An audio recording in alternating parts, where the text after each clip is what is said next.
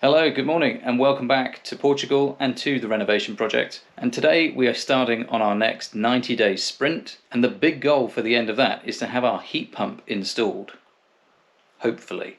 But in order to do that, there's a bunch of stuff that we need to do first. We need a floor for it to sit on, and we're going to need some power as well. And the power is actually going to be installed in a wall here that doesn't exist yet. And so that is what we're going to be cracking on with today. We've got all the tools out and we've had a bunch of wood delivered. And so the plan for today, and maybe tomorrow as well, is to turn all of that wood into a wall. So this is essentially what we're building over the next day or so. It is a small downstairs bathroom, toilet, cloakroom, WC, casa de baño, whatever you want to call it. It is quite small. There are going to be 3 walls, one with a doorway in it, and hopefully it's not going to take too long. And hopefully we're going to learn from some of our past experience with the framing upstairs. 80 here, 80. and the toilet's only 60. 600, yeah. And this is where we need the space, and this is only 74, 75. So you want to be able to come out more? Yeah, I can. Is that going to work from your whole angle to the doorway? Not really. Let's have a go. So if I was to go like this, That, yeah. I mean, it's not a lot of space, so I can't imagine it's going to make that much difference. Yeah, it's probably going to be okay. So we're going to curve these. Yeah, exactly. These walls, right? Go. Yep. I've got more if you need it. Let's go a bit more. No, too much. Okay.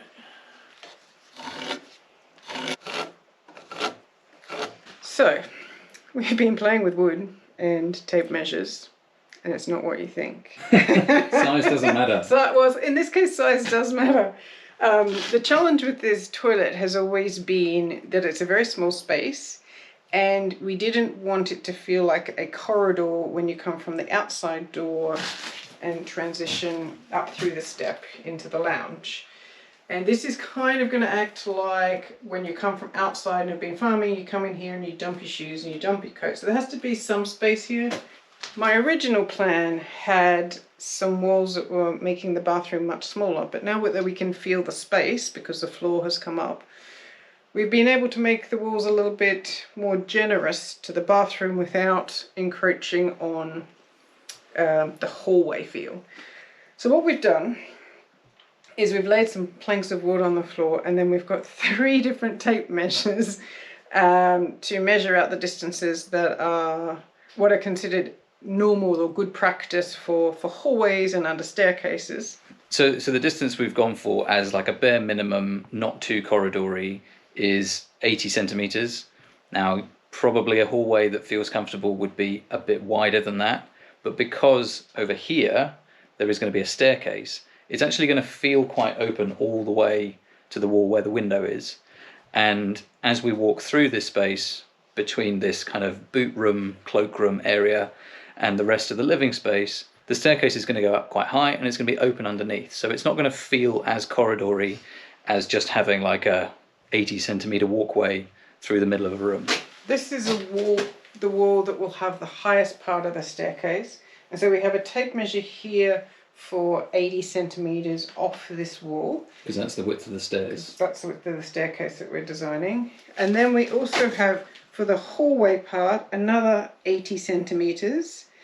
And then we have a 3rd tape measure, which is our door into the bathroom, which we're going to use one of the old doors from upstairs so that we can bring a bit of that old charm downstairs. And that is 70 centimetres.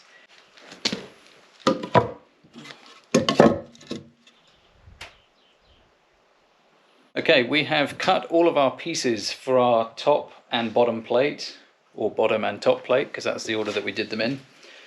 Now, this was more complicated than I expected. Maybe we could have just built 3 straight walls and stuck them together and then worked out how to fill the gaps, but we decided to cut some angles. So we cut many angles, and I think we've got it right now, and I think it should just help it all go together a little bit more sturdily later on when we get to the actual attaching of things and putting in all of the uprights.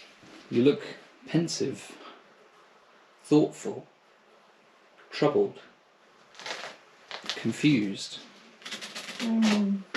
Thinking. Well, that would be why you look like that then. Happy? Yeah. Good.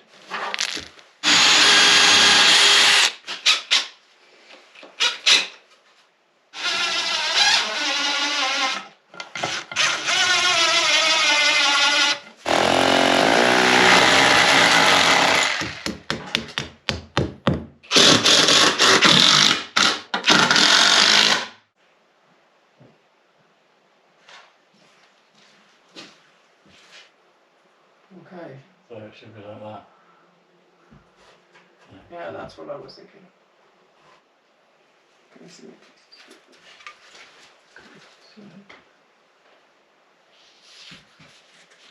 It's like we measured it. It's like you measured it. So we're going to go in that gap. We might need a packer for the middle one. Going to go in that gap. I might have to come in on an angle for this one. Okay. So we are learning from our mistakes. Our past mistakes, not our today mistakes. We haven't made too many of those yet.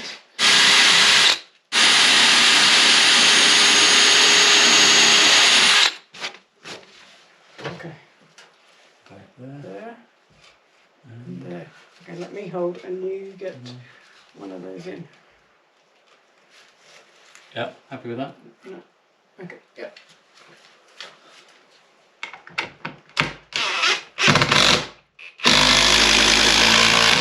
Can you do it under my arms? Strange request, but I'll give it a go.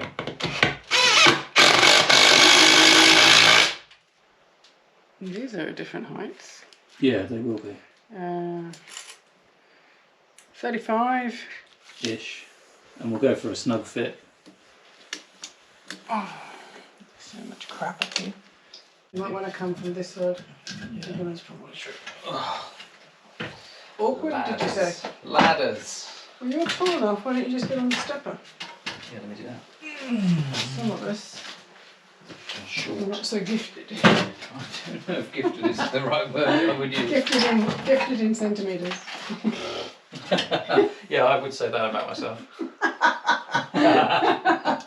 But it's not true. Yeah, I know, but I can still say it. Put your end right in the corner there. Yeah, I think so.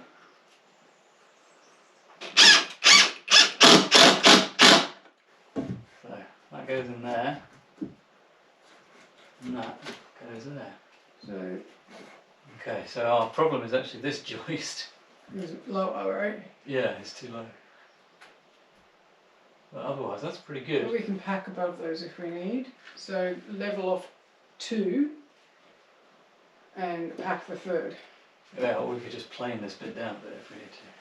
How's that? No, That's pretty bloody good. Is it right on the line? Yeah, I can see the little Yeah. laser line. Not bad. Okay, it is 4:30 in the afternoon, and we have got nothing that yet resembles a wall, but I think we have done like 80% of the work. We've got the floor plate in, we've got the top plate in, and by the magic of lasers, they are in exactly the same position. There's a couple of gaps, it's not 100% perfect. This is something that we've learnt from past experience. This stuff can be quite rough. The most important part is getting the uprights in plumb so that the wall doesn't end up kind of leaning out like this. So that's where we're going to put our attention. That's where we're going to be a bit more precise. And of course there's part of the floor plate that we need to cut out because it's going to be a doorway. But we thought this would be the easiest way to get all of the pieces in the right place. So I think it's time for a cup of tea, and then we're going to try and get the uprights in. Or do you just want to crack on? It's kind of too hot for tea. Let's just crack on. What did we say? Brakes are for wusses? Careful. I think you said brakes are for wimps. Brakes are for wimps, that's fine. That sounds much more PG. Which wall do you want to start on?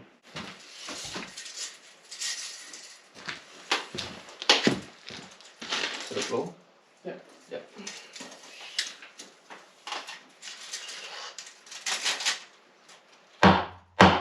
Pause. Pausing. Still a bit to go. And then... That's pretty that's good. almost right. A little bit more at the bottom, not too much.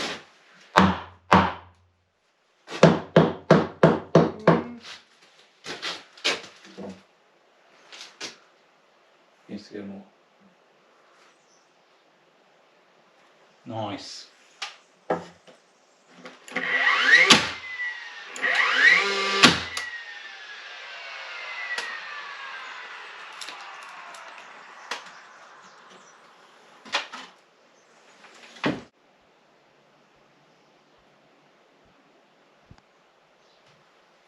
Well, this is very exciting because we have something that resembles a wall at the end of a, not that long, but a fairly long day of work. We could push on and try and finish it tonight, but there's really no point in doing that. So we're going to stop here and pick this up tomorrow.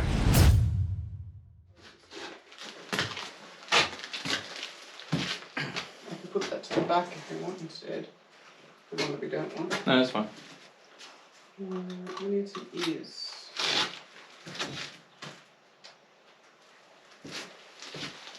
Mine are here. Did you mark it? Yep.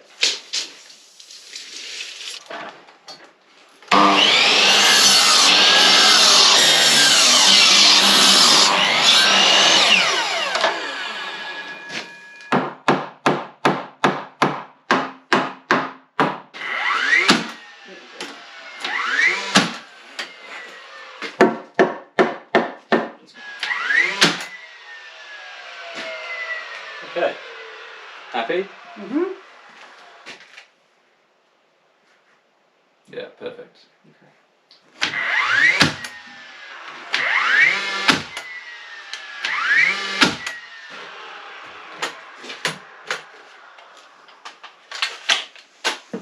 Ran out of nails.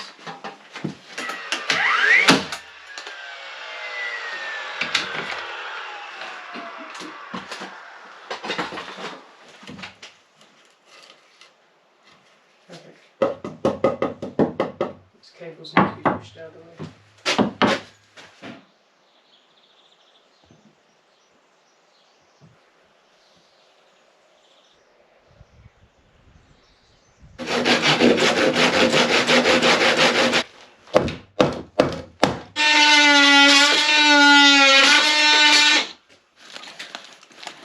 And then we can decide where we want these to go.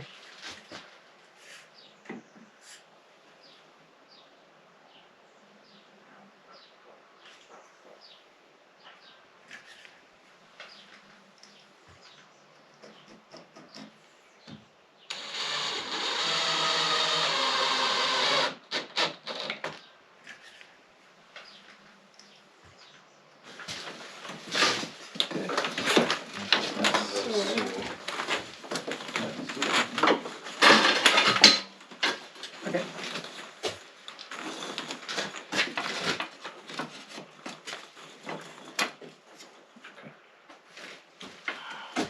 Just make sure there's enough wiggle room for that tall, for that thick blue one to come down vertically within the stud okay. wall. So you can come down a bit. Maybe and then a clamp would be useful actually.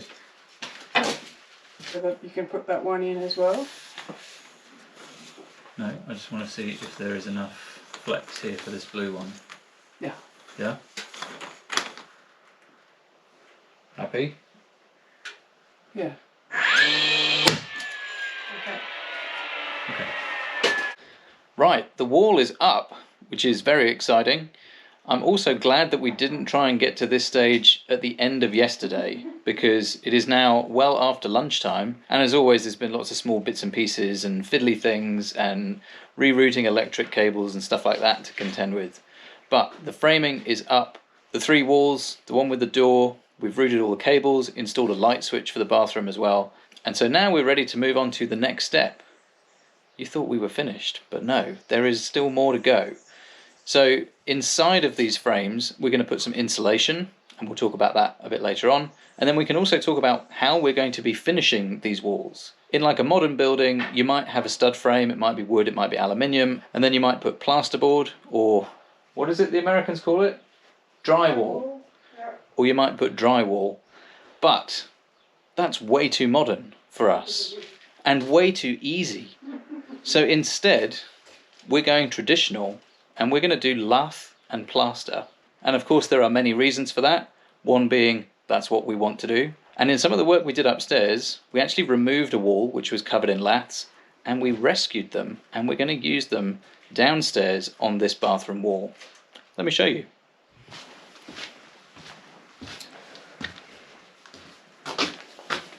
Have you been organising your wood Who again? doesn't like a bit of organised wood? And I know how long it is. You know, like it to be a certain length. When we took it all down I spent, I don't know how many hours taking all the nails out, bundling it up. It's been in our outbuildings waiting for us to need it, and now we need it. It is a piece of pine, typically beveled on two edges.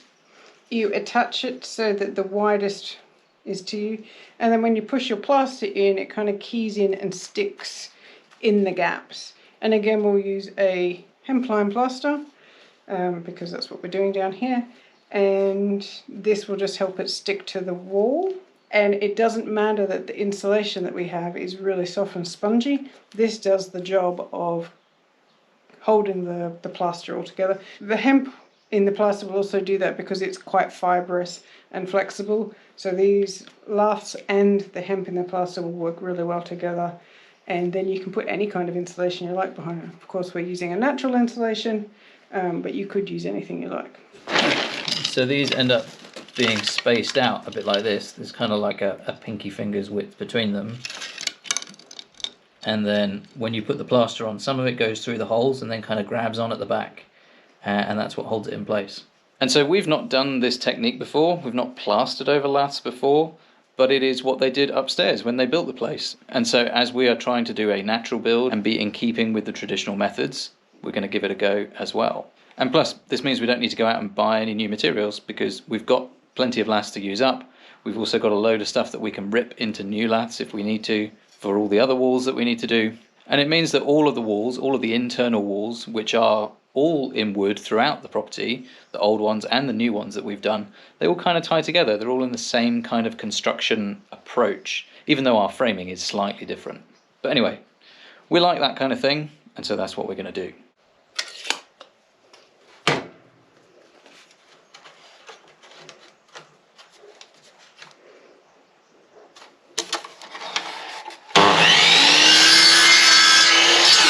So whilst Kylie is setting up a lath cutting station in the next room, I'm going to sort out our insulation in here. We're going to be using something called Gutex, which is a wood fibre insulation.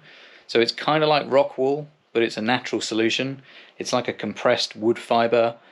I don't think it's got any glues or resins or anything like that in it. It is just compressed wood. So it's a waste product that's been turned into an insulation material. We actually bought it years ago when we did the upstairs bathroom framing, but we never got around to installing it. So we're going to use a bit down here and see how it is to work with.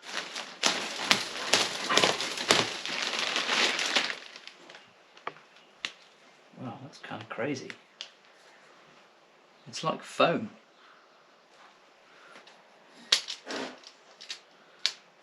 How do you cut this stuff? Not with a knife, or not with a blunt one at least.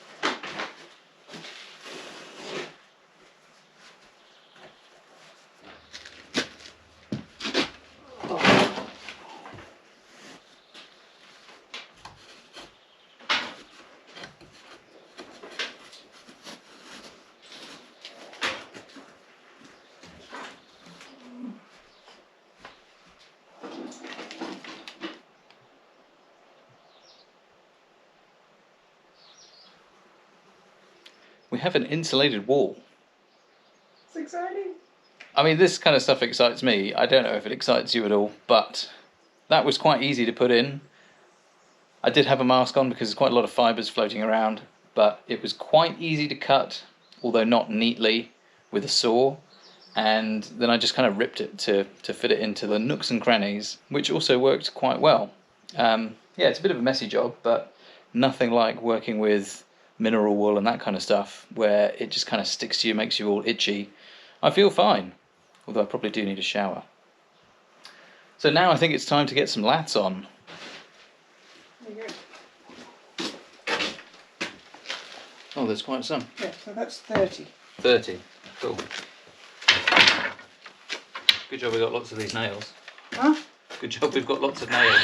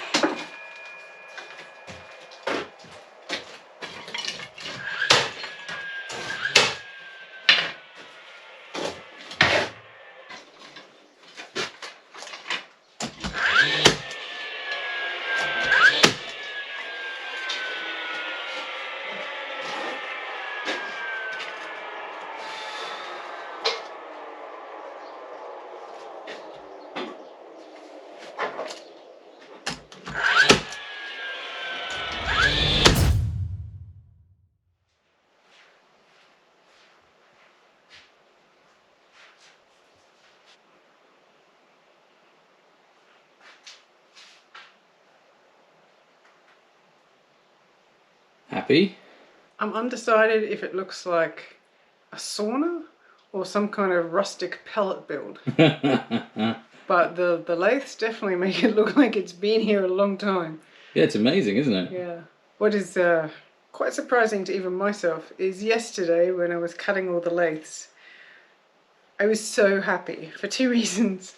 I'm always happy when we can reuse materials, and not just from a budget, because it's not a budget thing for us. It's about then those things didn't get burnt and contaminate the environment or go into landfill. But also I got a real connection to the people who originally put those lathes in back in the 1930s. And that's kind of weird, like that they spent all this time putting those up on the walls upstairs, which we then took down, and then we got to put them back again. So I don't know, full circle. It made me really happy in a kind of, not really a soppy way, but just filled me with joy to... I was hoping you would say that. And hopefully it can be here for another 80 or 90 years, and the next person who rips it down can... Be very confused. Probably just throw it in the bin, but... Yeah, it's something that I never have experienced doing a renovation before, that kind of tradition that goes with the building. And I think it's because we bought this from someone who was in the family of the original owners who built it. And that's, yeah, it's just nice. Yes, this was a very satisfying project. It just went up in 2 days, and it's amazing how much closer we feel to having a bathroom down here now. This is something that we've known that we're going to have for, well, years, literally years. But now that we've got the walls around it, and with the insulation and with the laths, it actually feels like kind of like a solid wall, even though it's not finished. We're going to put some hemp plaster over the top of it. But it's like the culmination of all of the thinking and planning and putting the plumbing in place and pre-slabbing around where we knew the walls were going to go when we were doing the floor project.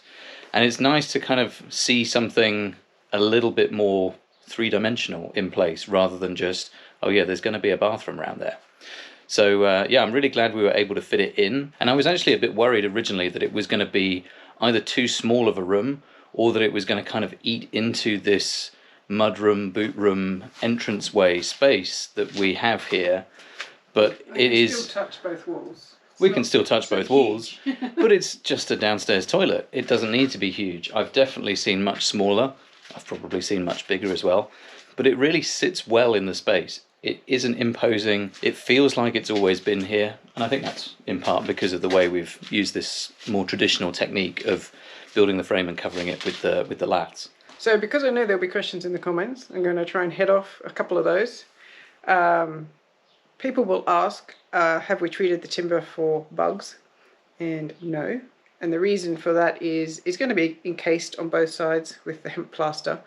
And this kind of lime and hemp is really good at anti-bug.